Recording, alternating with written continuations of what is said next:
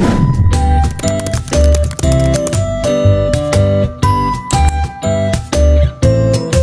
bismillahirrahmanirrahim. Assalamualaikum warahmatullahi wabarakatuh, Kak Syasha. Waalaikumsalam warahmatullahi wabarakatuh. Perkenalkan ya Kak, aku Wafa, konselor yang akan menemani Kakak selama beberapa menit ke depan. Kakak gimana kabarnya hari ini? Alhamdulillah Kak, kabar aku baik, sehat hari ini. Kemarin katanya tidak bisa hadir ya? Iya, kemarin sengaja aku cancel, soalnya ada audiens mendadak, jadi aku cancel di baru bisa sekarang. Oke, gak apa-apa. Saya senang sekali karena akhirnya Kak Syasha bisa hadir di hari ini juga gitu ya. Oke, sebelumnya saya ingin mau bertanya, apakah Kakak sebelumnya pernah mengikuti sesi konseling? Kebetulan ini aku belum ya Kak, pertama kali banget, jadi agak sedikit deg-degan ya sebetulnya. Oke, tidak apa-apa Kak, itu sangat wajar sekali ya bagi pemula untuk melakukan sesi konseling ini. Dan Kakak juga jangan khawatir terkait dengan kerahasiaan karena itu akan terjaga. Lalu Kakak juga jangan takut untuk salah karena di antara kita ini selama sesi tidak ada salah dan benar, justru kita akan sama-sama mencari jalan keluarnya. Oke Kak, gimana, udah siap? Kak, siap. Baik. Untuk memulainya, kita mulai dengan pertanyaan pertamanya Kak, terkait dengan realitas versus realistis. Di mana pada sesi ini kita akan memahami Kak terkait bagaimana idealitas dan juga realitas kita dalam kehidupan.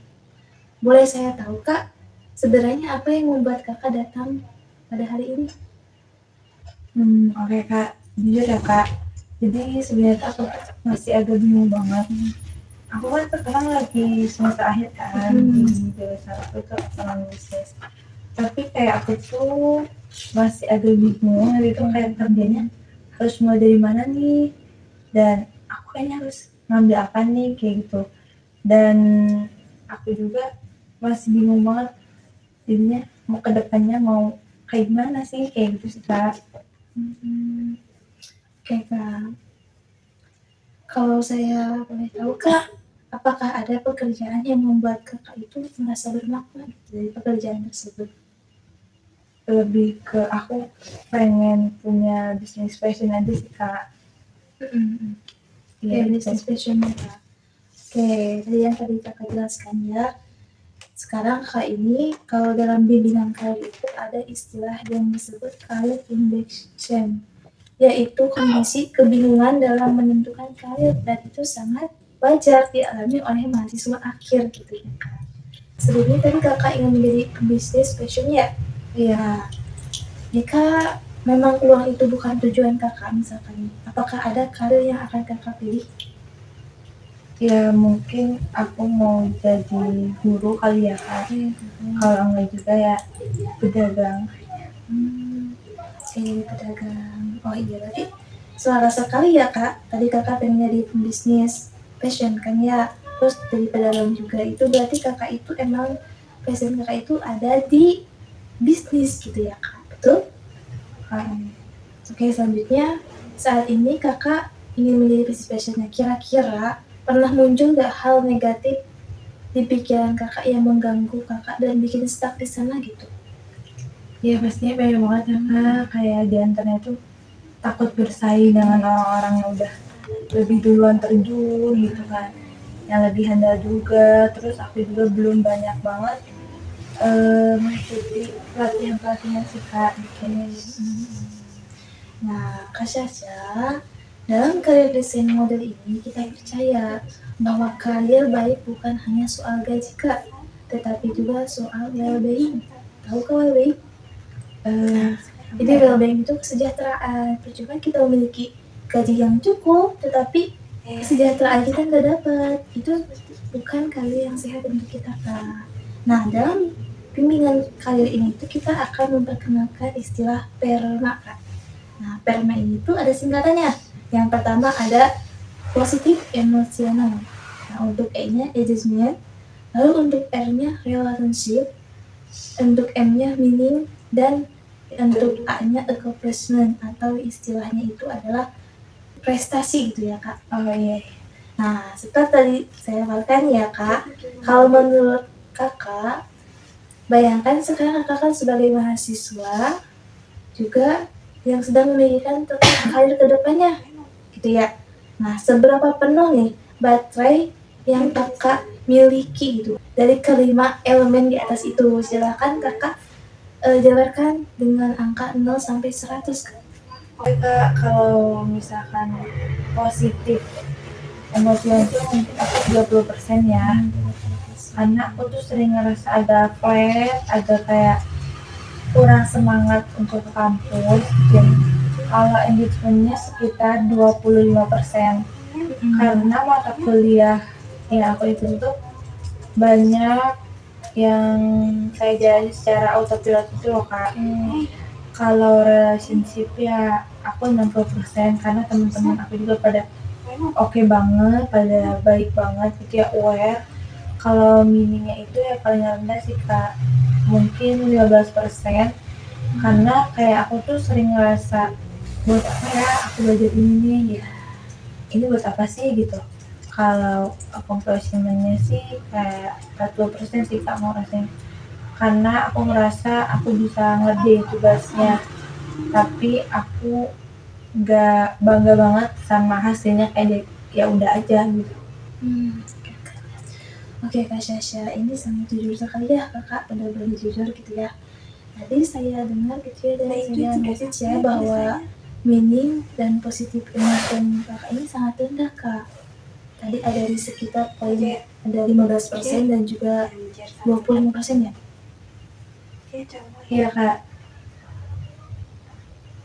Oke, nah itu biasanya tanda bahwa kakak ini sedang bekerja atau belajar tanpa konsekuensi dan nilai tujuan gitu ya kak. Nah menurut kakak ini apa sih yang membuat meaning kakak begitu rendah itu? Kalau aku sih ngerasa kayaknya ini bukan jalan aku ya kak. Saya juga ngerasa takut banget di luar sana, kayak pasti banyak kan saingannya, apalagi kalau brave fashion kan pasti banyak ya. Jadi kayak nggak yakin aja sih jalan kayak itu sebenarnya yang mana gitu loh kak. Yaitu perasaan yang muncul saat ini tuh kak itu valid sekali ya. Tapi meskipun itu baru disadari semester akhir sekarang, tapi tidak ada salahnya kak, karena kakak sudah berani menyadarinya gitu daripada terlambat kan ya kak. Iya. Betul sekali. Tapi jangan khawatir ya kak. Justru di sini kita akan mendesain karir kakak bareng-bareng gitu ya. Nah, Kak Sasha, selanjutnya dalam karir desain kakak ini ada yang disebut dengan monkey mind. Nah, ini itu adalah suara-suara bisik ya kak dalam pikiran kita atau pikiran-pikiran negatif yang terus memproduksi hal-hal negatif sejenis yang tadi kakak sebutkan. Nah, itu adalah monkey mind-nya kak. Nah, kira-kira nih dari pikiran-pikiran negatif tersebut itu munculnya dari mana sih kak? Ya banyak banget ya kak, kayak yang sering mendistract aku gitu. Mulai dari kayak perkataan orang lain yang paling sering itu, kalau saya ikut karir ini nanti aku bisa hidup baik gak ya gitu. Terus kayak orang tua kecewa gak ya kalau aku jadinya agak pindah arah ke sini gitu. Karena impian mereka mungkin pastinya untuk yang terbaik buat aku juga kan. Tapi ya mungkin kayak kerja di kantoran, di akuntan, dan juga sering mikir teman-teman aku kayaknya udah pada tahu nih, udah beres ini arahnya mau kemana, udah tahu kayak mau lamar kesana kesini, tapi kenapa aku belum gitu ya. Ini menarik sekali ya kak. Nanti kita identifikasinya bareng-bareng. Nanti pikiran pertama, katanya kalau kakak ikut passion, gak bisa hidup layak. Nah, itu termasuk kategori bahwasanya kakak itu masih memiliki keyakinan bahwa sumber daya atau kemungkinan itu terbatas. Nah, untuk pikiran yang kedua, orang tua itu pasti kecewa. Nah, ini tuh pencampuran antara either are thinking dan resignation gitu ya kak. Dan pikiran ketiga, ini tuh kakak membandingkan diri kakak dengan orang lain atau istilahnya adalah comparison kak. Nah dari semua pikiran tersebut, apakah kakak ini merasa terjebak dalam pikiran-pikiran tersebut? Iya banget ya kak, jadi kayak setiap kali mau ambil keputusan, kayak pikiran itu tuh kayak tiba-tiba langsung muncul aja gitu. Dan akhirnya kayak bikin aku stuck sih. Tadi kakak ketika misalkan memikirkan sebuah keputusan yang akan kakak ambil, pikiran-pikiran itu sering muncul kan ya? Nah kira-kira nih kak, dari mana sih pemikiran-pemikiran bahwasannya menjadi pembisnis fashion itu tidak bisa menghasilkan uang gitu? Itu berasal dari mana pikiran tersebut? Dari orang tua sih kak, mereka selalu cerita tentang kayak orang yang kerja keras di bidang teknis dan sukses, sedangkan bisnis ini bisa dijadikan ya mungkin kayak pekerjaan sampingan aja gitu, jangan pekerjaannya emang intinya tuh itu gitu loh kak. Berarti selama ini pikiran-pikiran tersebut tuh bukan lahir dari pengalaman kakak? Iya kak, bukan sih kak. Tapi itu diterima dari lingkungan kamu gitu ya, dari orang tua, teman gitu ya. Nah itulah kak yang disebut dengan the seven beliefs kak, yaitu keyakinan yang kamu terima, bukan yang kamu bentuk sendiri. Nah inilah yang akan kita eksplorasi kak untuk selanjutnya. Oke? Sekarang kak, terkait dengan seven beliefs about work, saya ingin kakak ini memikirkan orang-orang yang paling berpengaruh dalam hidup kakak, baik orang tua, saudara, keluarga, atau mungkin teman. Nah, lalu apa pesan tentang pekerjaan yang kakak terima dari orang-orang tersebut, baik yang diucapkan secara langsung maupun secara tindakan kak? Boleh kakak? Ya mungkin diantaranya kayak dari ayahku ya kak, kayak pilih kerjaan tuh yang dunia besar dan stabil. Dari ibu aku ya jangan terlalu bermimpi tinggi lah, yang penting kamu aman aja udah gitu loh. Dari satu mentor di sekolah aku dulu ada kayak kerjaan apa yang kamu kuasai, tapi ada satu pembisnis yang saya pegang juga gitu kak, yaitu apapun yang kita kerjakan bisa membimbing kita ke jalan lebih sukses aja sih, lebih maju gitu ya. Nah itu sih kak. Bagus sekali ya kak, yang kakak pegang selama ini tuh ya. Nah, sekarang dari semua keyakinan itu mana yang ingin kakak save dan atau kakak pegang sebagai nilai hidup, dan mana yang ingin kakak luas gitu ya, atau karena itu bukan milikmu gitu, melainkan itu adalah paksaan dari orang lain gitu ya, atau yang dipinjamkan orang lain gitu. Yang ingin saya achieve kayaknya apapun yang kita kerjakan yang bisa membimbing kita ke lebih sukses sih, itu yang sesuai dengan aku ya kak.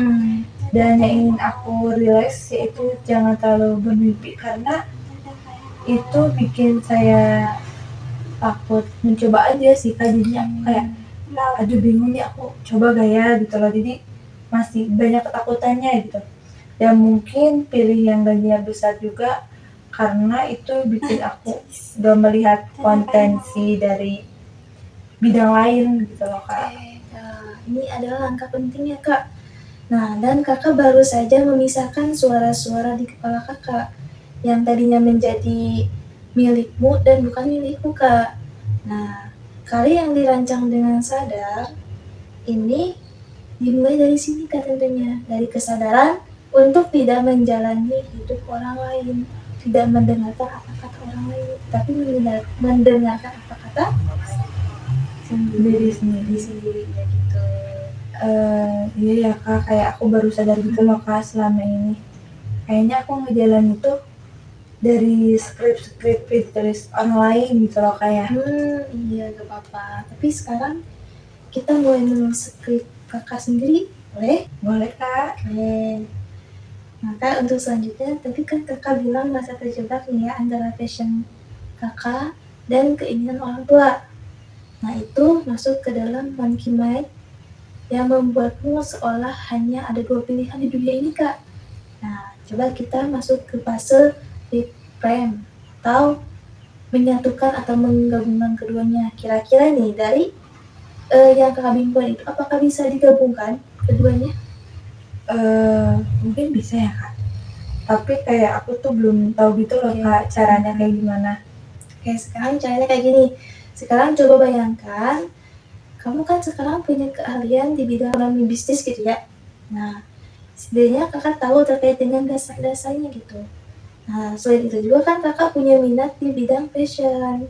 Nah, setelah itu profesi apa yang muncul di benak kakak ketika kedua itu digabungkan? Kayaknya wirausahawan atau pembisnis dan aku pemilik UMKM kayaknya ya. Kalau nggak konsultan bisnis, kalau analisis keuangan. Wah, itu tepat sekali kak. Nah, dan kakak baru saja melakukan reframing kak, yaitu melihat situasi dari sudut pandang yang lebih luas, tidak hanya di bawah pilihan tersebut. Sekarang kalau kakak percaya bahwa karir itu adalah sebuah proses desain yang terus berkembang, bukan pilihan yang final yang menentukan nasib kakak ke depannya, apa yang berubah dari cara kakak berpikir dan melihat situasi sekarang kak? Ya aku rasanya jadi lebih ringan Kak. Terus rasanya kayak aku nggak harus benar dari sekarang dan aku bisa coba-coba dulu sih. Itu sekali. Lebih baik kita mencoba kan ya kak daripada tidak sama sekali gitu ya. Itu pasti akan menyesal sekali. Nah itulah kak semangat karir yang harus kakak pertahankan. Oke. Jadi passion itu bukan ditemukan kak, melainkan ia dibangun. Dan sekarang perkuliahan yang sedang kakak hampir selesai ini, pelajaran-pelajaran yang kakak pelajari sekarang itu bukan penjara atau bukan juga sesuatu yang salah, tetapi itu adalah modal untuk kedepannya kakak dalam nanti menjalankan bisnis gitu ya atau karir.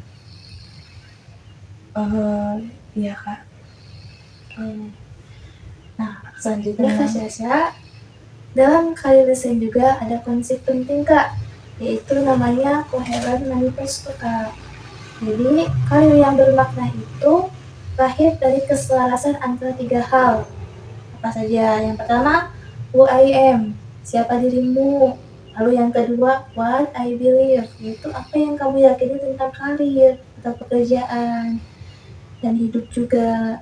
Dan yang ketiga, what I do, apa yang benar-benar kamu kerjakan sekarang.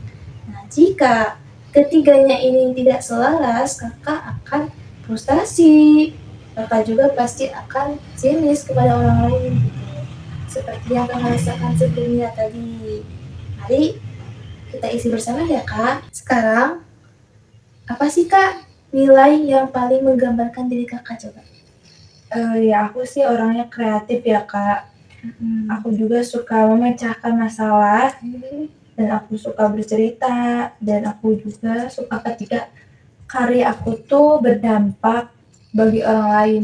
Wah, sangat selaras sekali ya kak dengan bilang kakak untuk di bidang bisnis itu, karena ketika kakak memiliki kesadaran karya-karya yang kakak buat itu berdampak bagi orang lain gitu ya, itu kesadaran yang sangat luar biasa gitu kak, bagus sekali. Sekarang, what do you believe about work? Dari semua yang sudah kita eksplor tadi kak, gimana? Ya aku percaya ya pekerjaan tuh seharusnya bukan hanya soal uang gitu, tapi juga soal membuat perbedaan dan aku percaya sih aku bisa membangun karir yang menggabungkan keahlian teknis dengan kreativitas diri aku sendiri sih Kak. Oke, luar biasa sekali kak. Sekarang buat Ain juga, apa yang sedang kakak lakukan sekarang dan apa gapnya dengan UIM dan what I believe kak? Oke, sekarang aku masih belajar secara teori sih Kak, apa itu ekonomi gitu, belum berani kayak langsung terjun ke lapangan, hampir nggak ada uang kreatif lah gitu, gapnya besar banget sih Kak gapnya. Bisa banget berarti ya hidupnya kak, tadi kakak belum belajar turun ke lapangan. Nah, inilah kak sumber ketidaknyamanan kakak selama ini.